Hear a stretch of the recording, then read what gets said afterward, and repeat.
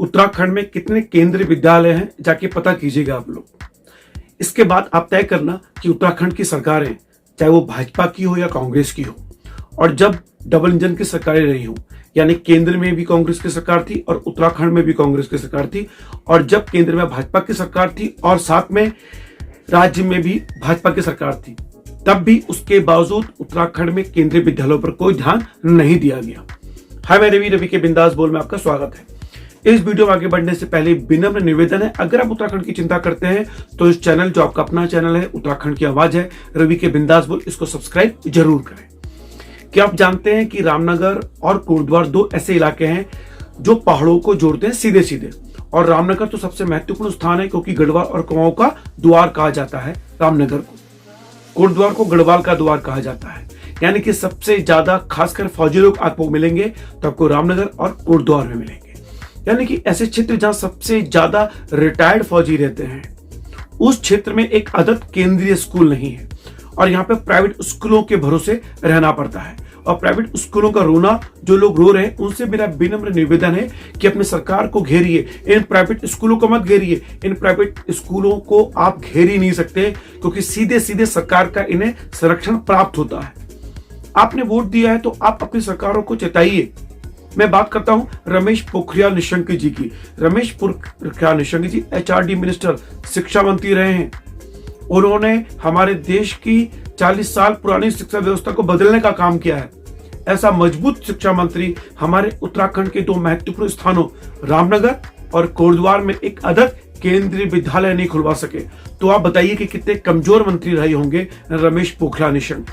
पोखरियाल निशंक जी से मेरा व्यक्तिगत सवाल है, 2 साल आप शिक्षा मंत्री रहे, क्या वास्तव में आपने केंद्रीय विद्यालय खोलने के जो दावे किए थे उसमें सच में आपकी नीयत साफ थी? अगर होती तो रामनगर और कोटद्वार को एक आदत केंद्रीय विद्यालय मिल गया होता।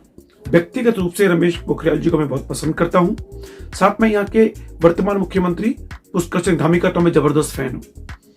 क्या ये लोग उत्तराखंड में जो त्रासदी है केंद्रीय विद्यालय ना होने की, उस पर कामयाबी पा सकेंगे? अगर आप लोग वास्तव में उत्तराखंड की सोचते हैं और अपने नौनिहालों को सोच रहे हैं, दरअसल अभी मैंने कोटद्वार में बात की तो मुझे वहां के एक बंदे ने कहा कि यहाँ छुटभैये नेताओं के कारण कभी केंद्रीय विद्यालय की समस्या सुलझ नहीं पाई। तो ये छुटभैया नेताओं की बात मत सुनिए, आप अपनी आवाज खुद बनिए। सोशल मीडिया जैसा मंच आपको मिला हुआ है, आप अपनी आवाज सीधे सीधे सरकार से उठाइए कि हमें एक केंद्रीय विद्यालय दे दीजिए। देखिए, हमारे लोग बड़े गजब होते हैं, वो सोचते हैं यार 1 या 2 लाइक मिल रहे हैं, एक भी कमेंट नहीं मिल रहा, क्या लिखें। अरे आप 1 या 2 लाइक के लिए मत सोचिए, सोशल मीडिया पे आप लिखिए, आपके पास सब पढ़ रहे हैं, देख रहे हैं आपको, चाहे वो लाइक करे ना करे, लेकिन पढ़ सब रहे हैं, आपको देख सब रहे हैं। इसलिए केंद्रीय विद्यालय की मांग उठाइए और बताइए कि हम उत्तराखंड के लिए समर्पित हैं, हम ना भाजपा के ना कांग्रेस के।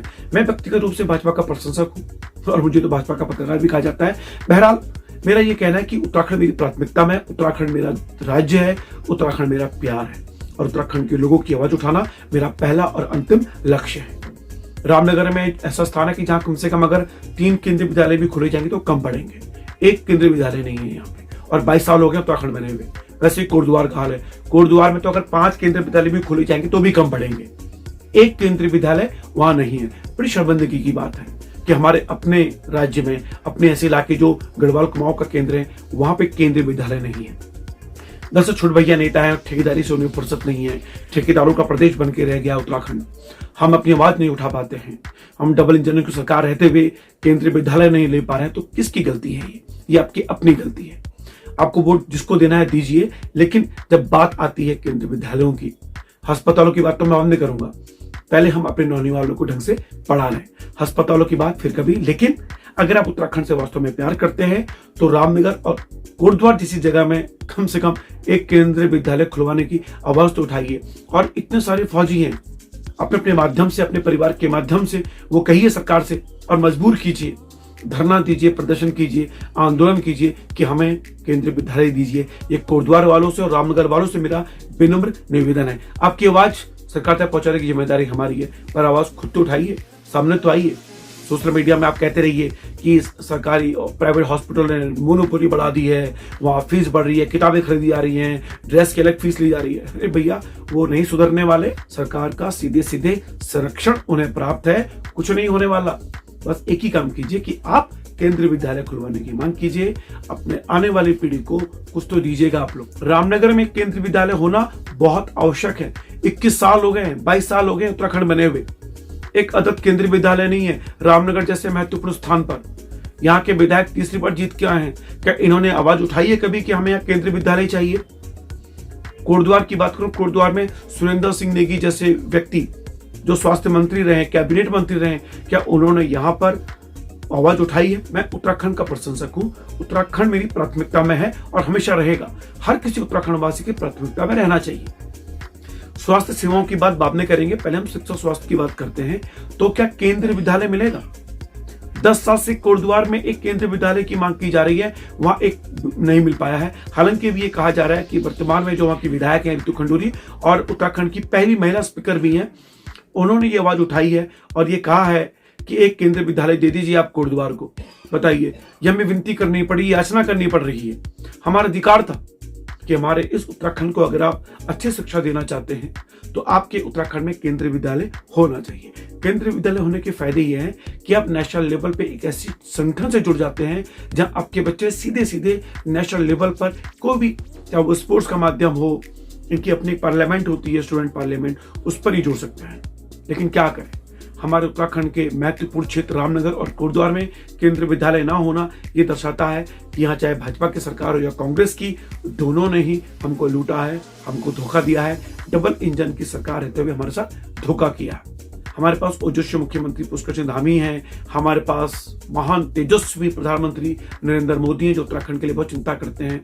तो क्या इन आने वाले 24 जो चुनाव होने वाले हैं उससे पहले पहले हमें केंद्रीय विद्यालय मिल पाएगा, ये हमें देखना होगा। परिसीमन भू कानून पे तो हम काम कर रहे हैं। मुझे लगता है कि हमें पहले अपनी शिक्षा व्यवस्थाओं को सुधारने के लिए इन 2 क्षेत्रों में कम से कम एक केंद्रीय विद्यालय होना बहुत आवश्यक है। हालांकि रामनगर और कोटद्वार में 3 केंद्रीय विद्यालय भी होते तो कम पड़ते, लेकिन क्या करें, शर्मिंदगी, पहाड़ों की तो मैं बातें नहीं कर रहा हूँ, पहाड़ों को तो आप छोड़ दीजिए। जब यहाँ मैदानी क्षेत्रों में केंद्रीय विद्यालय नहीं मिल रहे हैं तो हमें बाहर कहाँ मिलेंगे?